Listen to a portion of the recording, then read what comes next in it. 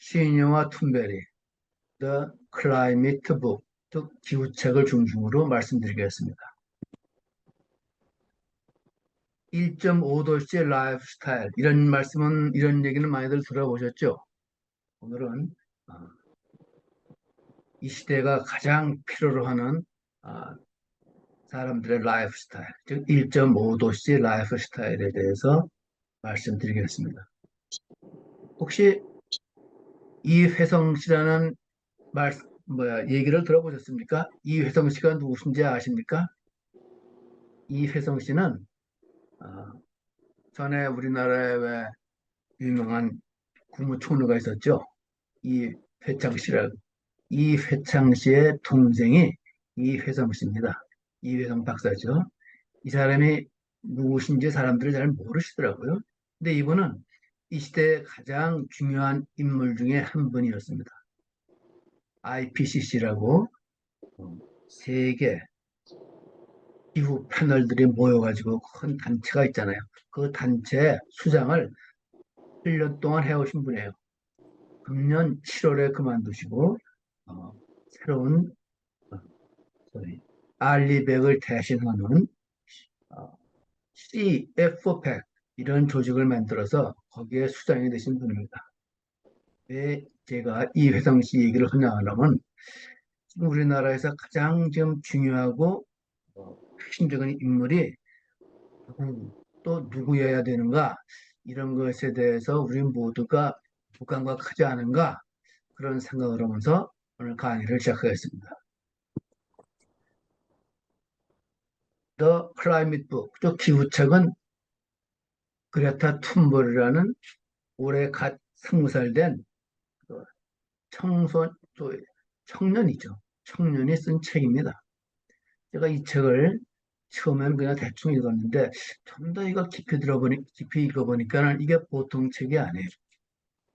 다시 말하면 전에 그 제레미 리프콘이 쓴 그 회복력의 시대, 그 시대는 상당히 깊잖아요. 그 시대 못지않게 훌륭한 책이라고 저는 생각이 들었습니다. 툰베리는 잘 아시다시피 2018년, 지금부터 오늘이죠. 2018년 8월 갑자기 유명해지기 시작한 인물이죠. 그래서 겨우 15살에 스웨덴 의회 밖에서 청소년 기후 행동을 처음으로 시작해가지고 2019년에 그 다음에 기후 관련 동맹 휴약 운동을 이끄는 인물입니다. 되게 유명해진 거예요. 2019년에는 타임즈의 올해의 인물로 벌써 선정이 됐어요. 어? 재작년 21년, 그 2022년 노벨 평화상 후보로 선정이 된 그런 인물이기도 합니다. 에, 이 기후책이라는 책은 이렇게 5부로 되어 있어요. 1부는 기후는 어떻게 작동하나, 2부는 그럼 지구는 어떻게 변해가고 있나, 3부는 기후 변화는 어떤 영향을 미치나, 그리고 4부는 그러면 우리는 지금 당장 무엇을 하고 있나, 마지막으로는 우리는 당장 무엇을 해야 하나, 이런 내용으로 되어 있는데 전체가 108개의 에세이예요. 그리고 이 중에서 90개는 유명한 세계적인 학자들의 글을 실었고 18개는 각 파트마다 그레테 툰버리가 글을 썼어요. 에세이를 썼는데 하나하나가 다 훌륭한 글이었어요. 그래서 어린 청년이 어떻게 이렇게 훌륭한 글을 쓰게 되었나 하고 제가 감탄을 좀 하게 되었습니다. 앞으로 발표 일정은 제 계획으로는 한 8회 내로 할 생각이고 1회 간단간단하지만 한 4 내지 5개 에세이를 간단하게 설명을 하고 제 생각을 첨부해 보려고 합니다. 먼저 제 1부는 기후는 어떻게 작동하나 하는 게 하는 내용입니다. 그래서 listen to the science before it's too late. 더 늦기 전에 과학의 소리를 충분히 들어라. 과학의 얘기에 귀를 기울여라. 그런 내용으로 되어 있습니다. 그 앞에 이런 사진이 있어요. 이거는 그게 메탄가스가 떠오르는 장면이에요. 이 장소는 그 바이칼 호수, 시베리아의 그 바이칼 호수에 하는 장면인데 그 보글보글 떠오르는 게 이게 메탄가스가 이 지구 밑에서 올라오는 사진인데 이게 상당히 아름다워 보이지만 이거 지구 환경에 치명적인 영향을 미치고 있다 하는 의미에서 찍은 사진이에요. 유명한 사진. 이 사진을 보내면서 이런 얘기를 한 거예요. 문제를 해결하려고 그러면 먼저 문제를 정확하게 이해해야 된다. To solve this problem, we need to understand it. 이거 옳은 말이잖아요. 먼저 우리가 현재 맨날 날씨가 뜨거워지고 팬데믹이 유행하고 이러는데 이걸 해결하려고 그러면 문제를 정확히 이해해야 된다. 누구나 다 아는 얘기죠. 그러면서 이런 글을 써요. 내게는 확고한 믿음이 있다. 점점 심각해지는 이 실존적 위기로 인해 최악의 결과를 막아낼 방법은 변화를 요구하는 사람들의 수를 변화를 일으킬 수 있을 만큼 늘리는 것뿐이다. 이를 이루기 위해서는 하루빨리 이런 인식을 퍼뜨려야 된다. 대중은 우리의 끔찍한 상황을 이해하는 데 필요한 기본 지식을 충분히 가지고 있지 않다. 내 소원은 대중의 인식을 변화시키는 노력에 일조하는 것이다. 그 말을 생각해보니까 이런 일을 우리나라의 그 김종철 그 선생이나 IPC 그 오랫동안 그 회장을한 이회성 박사부터 더 일을 한 사람이 이 클라이 이소의 이 툰베리인 거예요. 이거를 내가 깨닫게 된 겁니다. 이 학생이 이런 얘기를 해요. 우리는 몇 가지 기본적인 질문에 답해야 된다. 우리가 어떤 문제를 가장 먼저 해결하길 바라는가? 우리의 목표는 무언가? 우리나라를 예를 들면 우리나라 현재 급박한 문제가 많잖아요. 어느 부장 판사가 이상한 일을 한단 말이에요. 어느 장관이 이상한 일을 해요. 이런 일에 귀 기울이고 거기에 흥분하고 그런 기사를 꾸준히 바라보는 일을 하는데 정말 중요한 일에 대해서는 우리가 잘 모르고 있는 거예요. 이 얘기를 꼬집는 겁니다. 지금 이 시대에 가장 중요한 일은 온실가스 배출을 줄이는 건데 그러려면 지금과 같은 삶을 계속 이어갈 수 있는 여건을 만들어야 되느냐 하지 말아야 바꿔야 되느냐 이런 얘기를 하고 있는 거예요. 묻는 거예요. 또 녹색 성장이라는 말을 우리 이명박 대통령도 하시고 그러는데 이게 과연 가능하냐? 과연 그 유한한 지구에서 무한한 경제 성장을 들을 수 있느냐? 이런 질문들을 던져보는 거예요. 이게 다 우리가 다 가졌던 질문 아닙니까? 국제회의에서 다시 말하면 우리 이혜성 박사가 수장으로 있었단 말이에요. 금년 7월에 그만두셨어요. 이분이. 기후 목표를 달성하려면 우리는 1인당 연간 이산화탄소 배출량을 1톤 남짓으로 줄여야 한다고 과학자들이 얘기를 하는데 그러기 위해서 어떻게 해야 되느냐? 이런 질문을 던진 겁니다. 그리고 연간 1인당 배출량을 1톤 이하로 유지하려고 하면 말이에요. 세계 대다수 인간에게는 그게 어렵지 않은 일이라는 거예요. 그런데 독일, 이태리아, 스위스, 뉴질랜드, 노르웨이 같은 나라들, 한국은 물론 포함해서 이런 나라들은 이게 현재처럼 살아가면 불가능하다는 거예요. 현재 문제는 이 소위 그 개발도상국에 있는 것이 아니라 선진국에 있다는 겁니다. 문제는. 이거를 명료하게 찍어낸 거예요. 그래서 이걸 해결하기 위해서는 민주주의가 필요하다. 민주주의는 이 위기를 해결하기 위해서 우리가 쓸 수 있는 최선의 도구다. 어떻게 젊은이가 이런 얘기를 하는지 모르겠어요. 이런 얘기는 제레미 디크이나 이런 사람들이 하는 얘기란 말이에요. 여기에 대해서 툰베리가 정확하게 알고 있더라고요. 알고 있었어요. 그래서 제가 놀란 건 그 설명은 이 도표로 설명이 돼요. 여기 보면 말이에요. 이 도표 가운데 반을 딱 보면 말이에요. 하유 50%, 인류의 하유 50%는 일상으로 소비했다는 온실가스 배출량의 약 7%밖에 안 돼요. 지구 인류의 50%는 7%밖에 온실가스 책임이 없어요. 근데 사용의 10%가 가장 많은 거예요. 선진국에 문제가 있는 거예요. 문제를 해결하려고 하면 선진국이 반성해야 된다. 이런 얘기를 물론 많은 사람들이 얘기를 해왔어요, 사실은. 근데 15살 때부터 툰베는 이 활동을 소위 말하면 자기 온몸을 바쳐서 일을 해온 거예요. 그것도 아주 쉬운 언어로, 다른 사람이 이해하기 쉬운 언어로 해왔던 거예요. 그래서 이런 얘가 툰베가 물론 소문을 싣고 이런 밑에 학자들의 얘기를 설명하는 겁니다. 첫 번째 논문은 지구에 새겨진 이산화탄소의 역사. 피터 브레넌이라고 유명한 학자예요. 저널리스트고 학자죠. 우리나라도 번역이 된 대멸종 연대기라는 책을 썼는데 뉴욕타임스 에디터가 선택한 최고의 책이라고 설명이 되어 있습니다. 여기에 대한 내용을 지구과학자들이 암석 분석을 통해 밝혀낸 바에 따르면 지구 역사에서 발생한 모든 대멸종은 전 지구적 탄소 순환의 대붕괴와 관련이 있다. 한마디로 말하면 탄소가 이산화탄소가 문제다. 이런. 근데 이산화탄소는 누가 만들어냈느냐? 인간이 만들어낸다는 얘기예요. 다시 말하면 옛날에 1850년 이 그래프의 맨 밑에 보면 1850년이 산업혁명이 시작한 때 아니에요. 이때부터 갑자기 늘어난 거예요. 그전에는 그 문제가 안 됐어요. 그래서 IPC, 소위 말하면 우리 저 이회성 박사가 수상으로 줬던 IPCC의 2021년 보고서에서 그 234명의 저명한 학자들이 결론을 낸 거예요.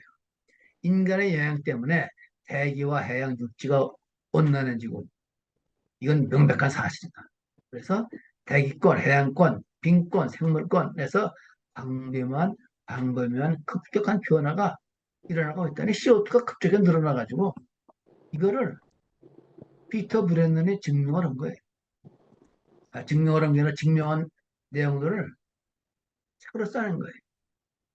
그래서 아, 이대로 가면은 IPC는 현재 정책이 계속 유지된다 그러면 지구 온도 상승폭이 2100년 이전에 3.2도에 이를 것이라고 얘기를 했는데 이 3.2도라는 거는 인류가 멸망하기에 딱 좋은 온도라는 거고 얼마 안 남은 거예요. 그래서 칼 세이건의 예를 듭니다. 칼 세이건은 창백한 푸른 점에 바치는 창가를 통해서 창백한 푸른 점이라는 건 우주에서 본 지구 아니에요? 우리가 티끌만한 멀리 떨어진 귀퉁이 공간, 우주의 귀퉁이 공간에 얼마나 철저하게 고립되어 있는지 분명히 보여주고 있다. 근데 이 지구가 두터운 담요를 뒤집어 쓰고 있는 거예요. 또한 담요라는 건 탄산 CO2죠. 그래서 소위 열이 태양에서 들어오는 열을 빠져나가지 못하고 있다. 이런 얘기를 하고 있는 겁니다.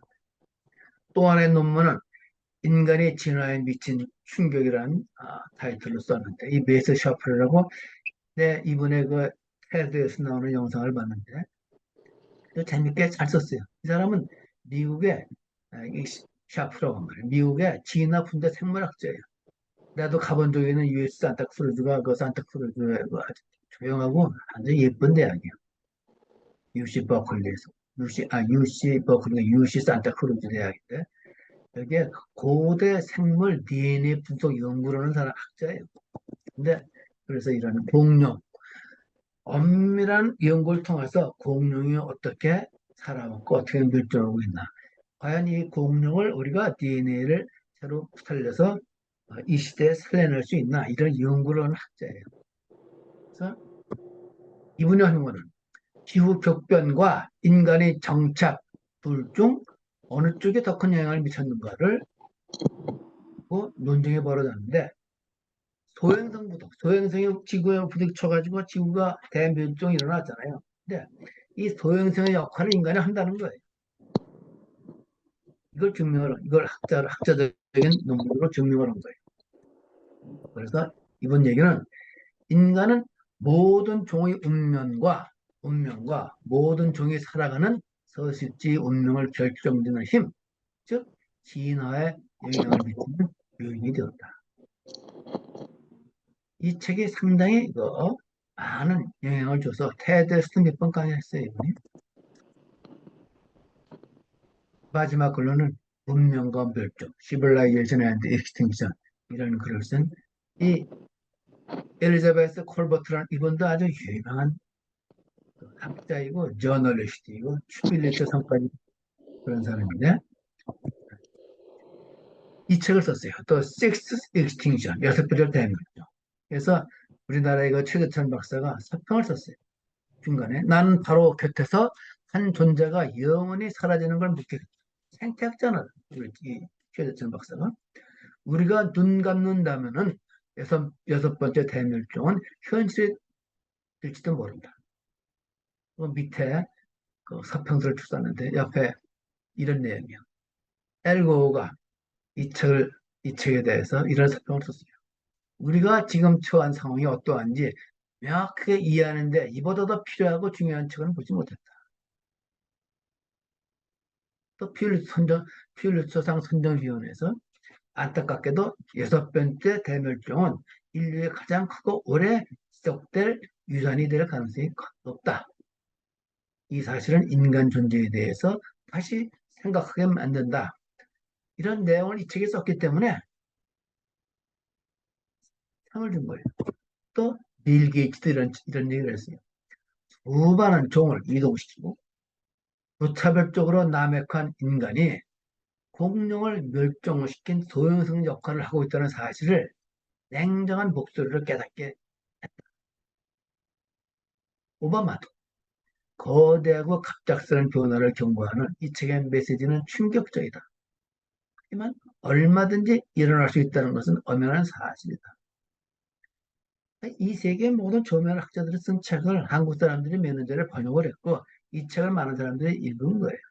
근데 여기에 대해서 심각하게 생각하지 않은 건데 이런 내용들에 대한 경고를 툰베리가 한 겁니다. 이 책에 이런 설명을 했어요. 그 오른쪽에 있는 사진은 아, 그레이트 베리어 리프라고 말이에요. 산호 서식지, 산호, 어? 리프, 코랄 리프, 이 산호 서식지 이 면적이 지금 최근에 절반으로 줄었다는 거예요. 근데 이 소위 그레이트 베리어 리프가 수백만 종의 생물이 생존하고 있는 지역인데 이 생존 지역이 어, 소위 1995년에 보니까 절반으로 줄어버린 거예요. 얼마나 위험하냐 이런 얘기를 이 책에서 한 거예요.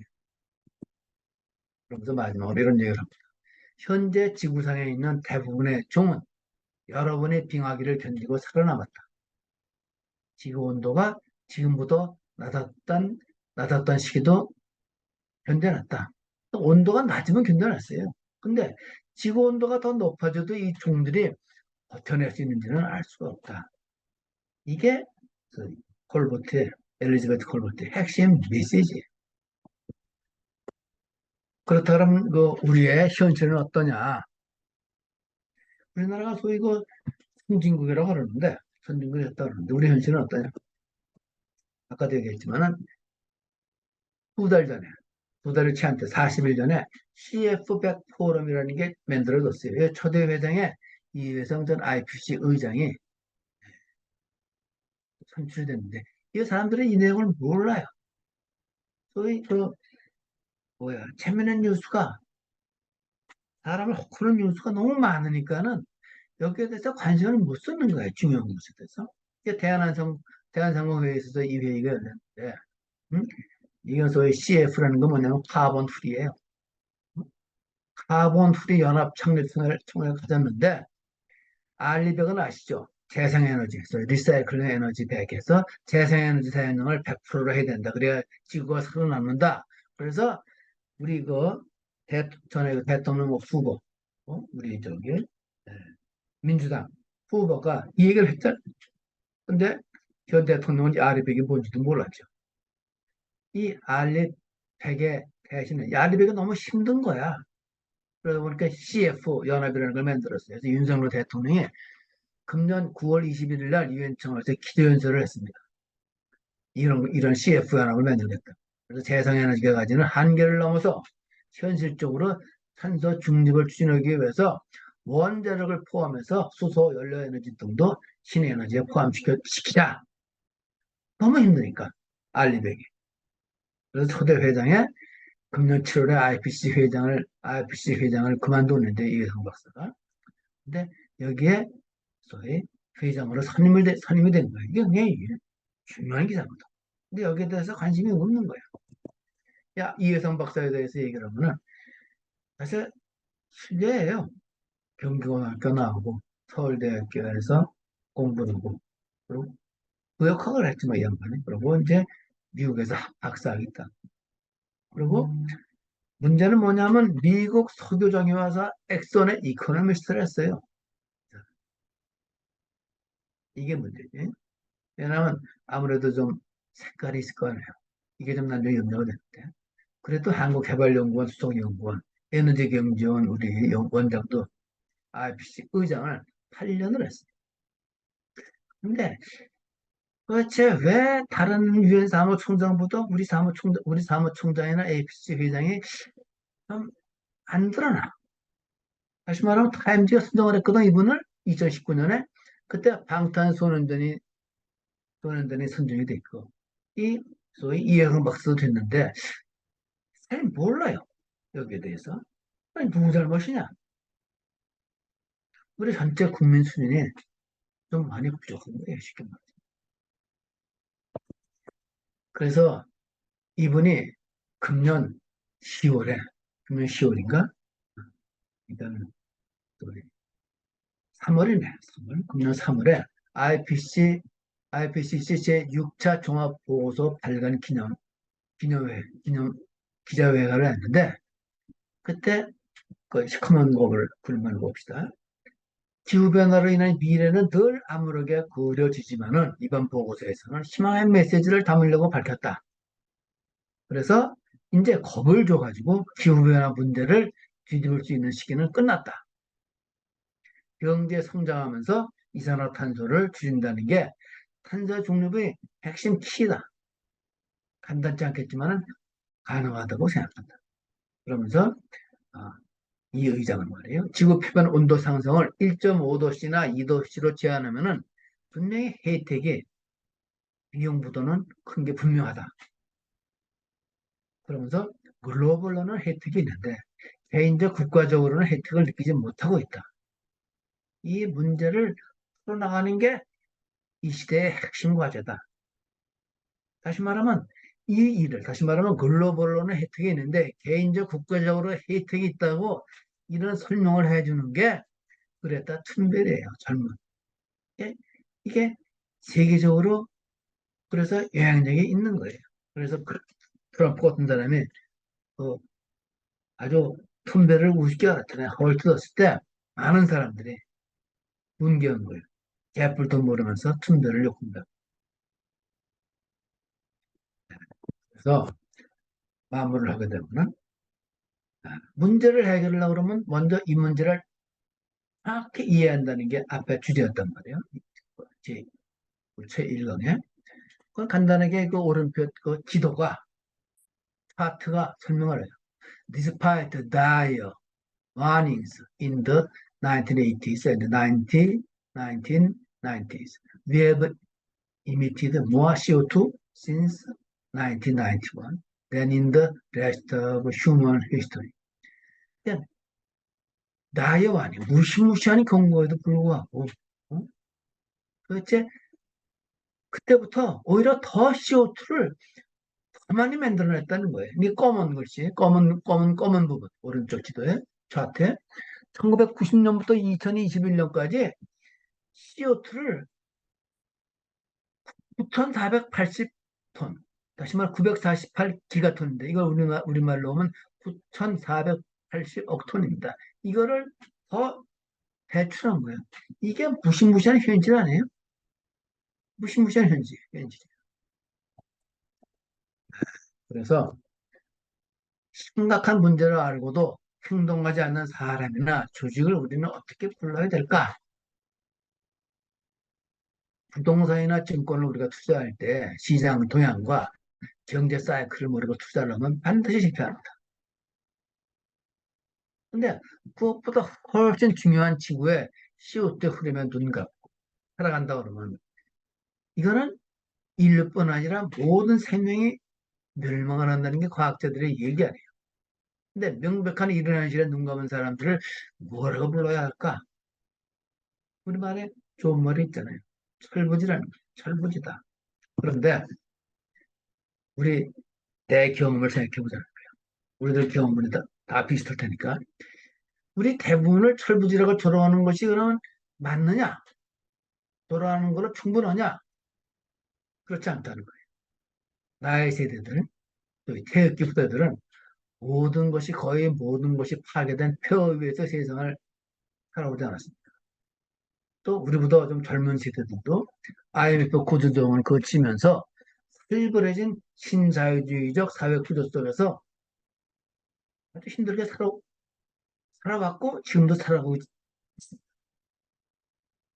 그런데 어떻게 살다 보니까 어떻게 우리가 최빈국에서 우리도 모르게 선진국 대열 입구에 겨우 들어서게 됐는데 이제 좀 살만하니까 팬데믹, 부동산 폭도, 노인 자살, 인구 절벽 그리고 극단적인 양극화된 현실을 우리가 맞게 된 거예요. 사정이 이러니까 우리들 대부분이 기후위기가 코앞까지 다가왔는데 여기에 신경 쓸 겨를이 없는 거예요. 그래서 욕할 수만은 없다고 저는 생각을 합니다. 그런데 이제 20살짜리도 이렇게 얘기를 하는데 우리 시니어들도 더 이상 변명만 늘어놓고 살아갈 수는 없다. 젊은 세대들과 함께 어깨동무하면서 함께 이 내교 극복에 참여하면은 극복의 길이 열리지 않겠는가. 이런 것에 대한 희망을 이 책들이 썼어요. 그것도 아주 쉽게 쓰지는 않았지만은 나름대로 아주 쉽게 썼는데 저는 이걸 더 쉽게 설명을 해서 어, 이 얘기를 보고 싶습니다. 그래서 다음 강의부터 좀 더 충실하게 시니어 입장에서 툰베리의 책을 설명을 해주고 그리고 제 의견을 첨부하는 것으로 강의를 열어나가려고 합니다. 이상 강의를 마칩니다.